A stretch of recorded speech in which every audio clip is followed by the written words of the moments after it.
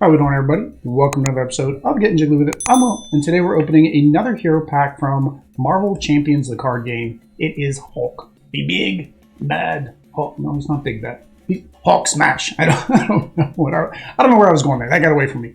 So of course we did play these heroes during our last gameplay, which was the Rise of the Red Skull gameplay that we did for Extra Life Tabletop Charity Week, which of course you know we support Extra Life Charities, which supports Children's Miracle Network. So of course we're going to do any other little events that they do. So we did play that campaign. Hulk was one of the heroes that we did. If you want to go see that gameplay, of course it is up in the channel. We have a playlist. It'll be linked at the end of this video. All that stuff. But with that said, let's go ahead and get into Hulk. Hulk, of course, is part of Fantasy Flight Games' living card game. Unlike a collectible card game where you keep having to buy more packs and more packs, these you can basically buy a full deck and play it. Think of it like a theme deck for Pokemon, right? If you're one of our original Pokemon subscribers. So of course, always show this off. These are those great dividers from Divider Central. The little printout is from Divider Central. The hard plastic is from BGM, BCM. I don't know, whoever makes these hard plastic. We put these in our box to divide all of our cards up, because the more you get, the more you need organization. And then, of course, you get the wonderful poster. Let's get this all folded out so we have a nice little backdrop of the Hulk. I know some people like laminate these. I mean, I guess you could laminate them. You could put them in a frame. They would frame pretty well. I don't know if you'd be able to get rid of this little crease, though. That little crease would annoy me if I saw that crease in a picture frame. But there we go. That is the Hulk. You're going to see him now, and then as soon as I start undoing the... I don't know why I do that. As soon as I start doing the cards, it's like my hand's going to be here, and you're not going to see him anymore anyways, unless I happen to go down like that, I guess. So here we go. This is Hulk. Let's go, of course, start on the alter ego side. So Bruce Banner, he has a 4 recovery. Not a lot. I guess a lot of them are around 3, but he's got 4. But on his action, you can draw 1 card, choose and discard 1 card from your hand. Hand size of 5, which is actually kind of low. Most of the time it's 6 for alter ego form, but Hulk does have a big hit point of 18. Now Hulk does not have any thwart. Why? Because Hulk Smash, right? He does not think, he does not scheme. When we did our gameplay, I mentioned this to Oddity, is know what they should have done with Hulk is instead of having the thwart here, it actually would have been kind of cool to have where an alter ego has the thwart action. So I don't know if they plan to do that or if any of the other decks we haven't played have that, but I think that'd be a cool mechanic. Put the thwart on this side with the alter ego if they have somebody who's smart like Bruce Banner. I think that would have made more sense. Similarly with She-Hulk, right? Because Jennifer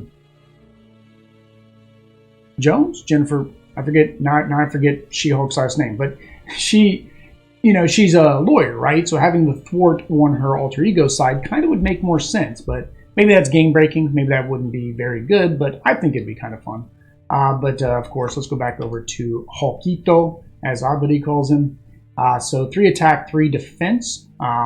It's not a lot considering how big and beefy Hulk is, but he's going to be able to build that up with his items in his deck. But this is the downside of Hulk. Hulk Smash, Hulk do mucho damage, Hulk have tons of hit points, but at the end of your turn, you have to discard your entire hand. So you have to make very effective plays with Hulk to make sure that you are playing all of your cards that you can. All right? So his first card is Crushing Blow as an event. It only costs 1, not expensive, and you can spend a fighting resource or a fist resource, and then, or you can only, so you can only spend it, unlike other ones where if you do spend it, you get a benefit. But basically, you deal damage equal to your attack. So at the beginning of the game, that's just going to be 3 damage, but as you get more upgrades, you'll be able to do more. Hulk Smash, as we talked about, that's what he does. It does cost 3. It is a little bit more of an expensive one. When you make a basic attack, you get plus 10 attack. If you paid using a fighting resource, then the attack also gets overkill. So this is very powerful. When we played in rookie mode, we actually played twice. We actually played and hit the camera, and we actually played. And unfortunately, our live streams aren't very big yet. We're still a small channel. So we didn't have anybody out there telling us that our microphone was muted. So we actually went for like 2 hours. But the first gameplay we did, I did get this card pulled out, that makes a rookie a joke, even with 2 players, because I mean you're doing 10 damage to a 24 damage, and you only have to go through the 1 level. On the second playthrough, which is the one you'll see on the channel, I didn't get this card pulled out, but we did. I mean, we won everything. Rookie, you're guaranteed to win. It's a good way. If you've never played Marvel Champions, Rookie is a good way to learn the bosses, and I highly recommend it until you're either A, really, really good with a deck, or B, you're already playing on Expert. But like, when you get a brand new deck, you don't know how it works. When you get a brand new scenario, you don't know how it works. I say, play it on Rookie. Get through that first wave, and if you did so good through that first wave, you didn't get random. Because remember, this is a very random game. Cards are all random. You never know what you're going to pull. You never know what the villain's going to pull. And you do good, then yeah, just keep on going through standard. But if it's like, you're struggling there, that teaches you that either A, you might want to play a little bit differently, or that maybe that deck's not optimized for that particular villain, that type of thing. So Rookie was a nice mode that they added to the rules. You do have to go out to Fantasy Flight's page to get that rule update. But I digress on that, guys. I like to ramble. But 3, suborbital leap. You get to remove 3 threat from a scheme, 5 threat instead if you used a fighting resource. So this is actually a really good way, because it's one of his only ways to get rid of that threat on the map. Thunderclap, 3, choose up to 3 different, deal 3 to each of them. Get a bunch of minions like Ultron in play. That's going to be a good way to get rid of all those extras. 2, Unstoppable Force. Ready Hulk, if you pay using a fighting resource, you get to draw a card. So a lot of fighting resources. And you notice all of his are fighting. Every single one of his are fighting. So not being able to pay that isn't likely. But that can come back and hurt you. For example, if a weapon or something is attached to a villain and it needs a science resource and a fighting resource and a lightning energy resource, you're not going to likely have it in the Hulk deck. Unstoppable Force. So Hulk, ready up Hulk. And if you paid using a fighting resource, you get to... We just did that. We'll stop repeating cards because you get distracted. Limitless Strength, big old boy here. You do get 3. So spin this card only in hero form. Again, a lot of his did require 3, and because you're having to discard your hand every turn, these are very important to get. So that way you can actually play some cards on your turn. I can't remember which gameplay it was, but I actually had my hand limited by 1 because of something the villain did. So I could actually only have 4 cards. I think when he's in, I could only have 3 cards. Yeah, because he's only 4 cards when he's in hero form. So I could actually only have a total of 3 cards in my hand. It made it very hard to play things, right, while that particular thing was out. Banner's Lab is a support 2. He gets +2 recovery, so you get that extra healing. And then Exhaust Banner's Laboratory, so you can get a science resource. 1 upgrade, condition. Human form only, Hulk gets +1 attack. And then after you change form, you have to discard this card. So you get the upgrade, you're going to get the extra attack, which helps that other card we looked at earlier, which was based off your attack. However, if you ever go back to Banner, you're going to lose this upgrade. Another upgrade, 3, you get additional hit points and a retaliate. So that's really nice. I think in his case, his retaliate should be like 2. Like, you just did a pot shot at the Hulk. The Hulk's gonna be a little bit mad, and I don't think he's just gonna hit you back for 1, right? I think he's gonna hit you back a little bit harder than that, but it is 1. All right, so first ally is Brawn, which is Amadeus Cho. So of course, in the comics, and I just got to this part, Hulk actually was trying to stop, I think, a nuclear weapon under the sea. Amadeus Cho tricked the Avengers in a way, saying only he would be able to help reduce the Hulk's gamma. And really it's because he idolized the Hulk, and he's like, I could be smart and be the Hulk. So he actually took the gamma radiation from Hulk to become the Hulk. But I guess the Hulk must come back at some point, because nobody is not that character for a while. I think Wolverine being encapsulated in adamantium was the original Wolverine was one of the longest runs without Wolverine. But of course, then they brought in X-23, brought her up a little bit more, made her a little bit more popular. And then, of course, Old Man Logan. So they really just got out of it by bringing in Old Man Logan. But heroes do not stay down in the Marvel Universe. So 3, 1, and 1. So not a lot. But he does have 5 hit points. So you can keep hitting with him. After Brawn attacks, remove 1 threat from a scheme. So in his case, you can always attack and scheme during the same turn. And you can do that about 5 times. Sentry, 2 and 3, that's pretty good. He does cost 4, which is pretty normal when you have a high attack like that. Force response, after he enters play, you get an extra encounter card, so there is a negative to you. She-Hulk, of course, if you are playing She-Hulk, this would just count normally as a wild, but because it's part of the aggression, it counts as a regular fighting resource. Ally, 2 and 1. This does have a boost, which is She-Hulk gets +1 attack for each damage token here. So basically, you just keep having her hit, and then as she takes damage, she's going to keep hitting harder and harder until she knocks herself out, I guess. Drop Kick. Deal 4 damage to an enemy. If you paid using a fighting, you get to stun them and draw a card.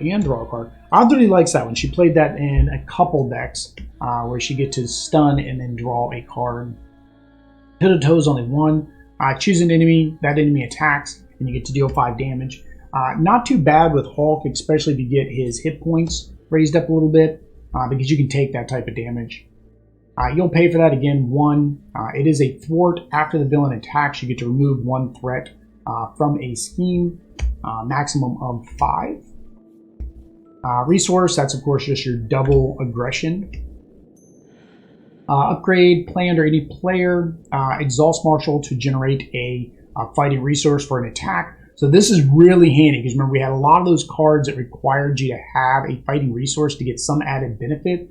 You get this upgrade out there, you're basically guaranteed to get that on every turn. And it isn't limit 1, so you notice there are 3. So you can actually tap all 3 of them, get 3 different fighting resources to play those event cards, or attack event cards, right?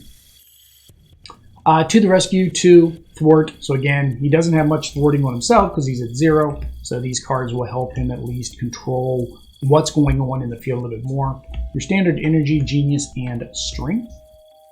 Avengers Mansion, exhaust, and you get to draw a card, and that can be for you or if you're playing 2-player, 3-player, one of your friends. Another support, exhaust, to reduce the cost of the next card by 1. Again, very much needed for Hulk, because if you get your hand size limited, or in the case, I mean, he's got a small hand size of 4, you need every resource you can get. All right, let's get into the obligation. So enter demons, you have to give it, of course, to Bruce Banner. Change form, flip your identity. So this one forces you to change form. That means you're guaranteed to lose that upgrade on the attack if you had it out. If you're a Bruce Banner, discard 2 cards from your hand. Discard this obligation. If you're a Hulk, exhaust your hero. Discard this obligation. That could really hurt. So you flip first. So if you so this could really hurt. So you flip your identity. If you're Hulk, you're going to flip into Bruce Banner, and then you're going to lose 2 cards for that follow-up turn. That's a big hurt on Hulk. That's a big. I was thinking, oh, that's not too bad, but the only time it would be good is if you were in Bruce Banner's form already when that comes out. Abomination is his minion. So 2 and 3 are Nemesis. And it looks like Abomination. I don't know if anybody looked at the trailer. I think it's Abomination in Shang-Chi. I don't know how they're going to do that. Because I was going to say Fin Fang Foom, but I think in the trailer you get to see Fin Fang Foom down in the water.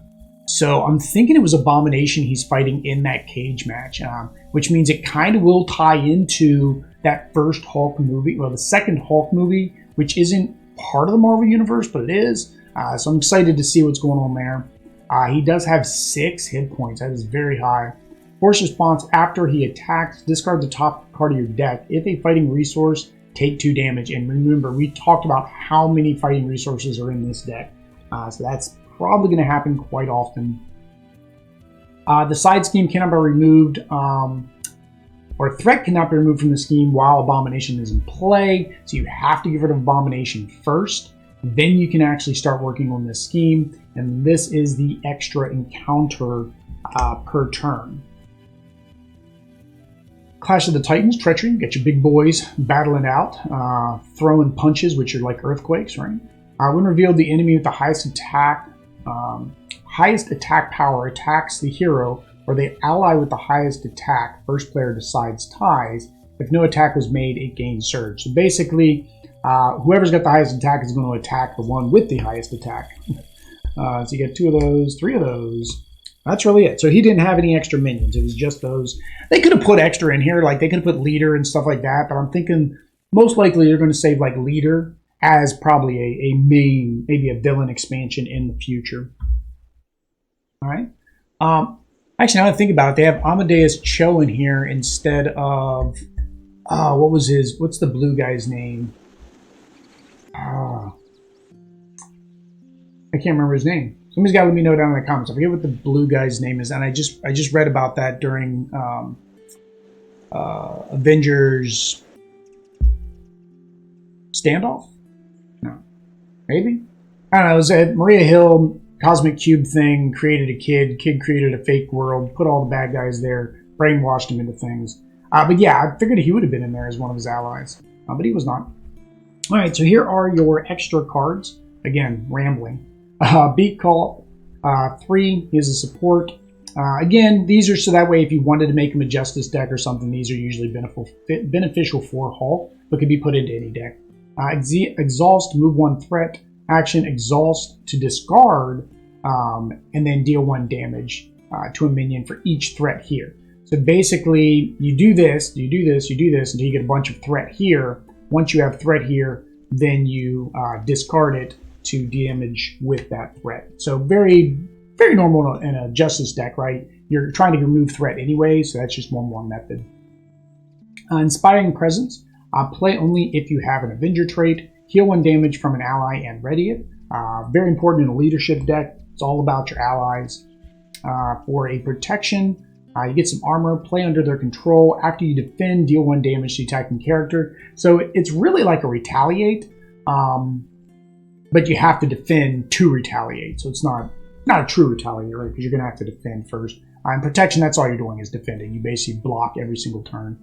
Upgrade 1, discard resourceful, and you get basically a wild resource, which is what it shows there. So I don't know if that would really be that good. Discard resourceful, generate, because you're paying 1 to get 1, and then later you can, I guess if you had nothing else in your hand, you didn't want either one of the 2 cards, you play this just so you have it as an extra resource later.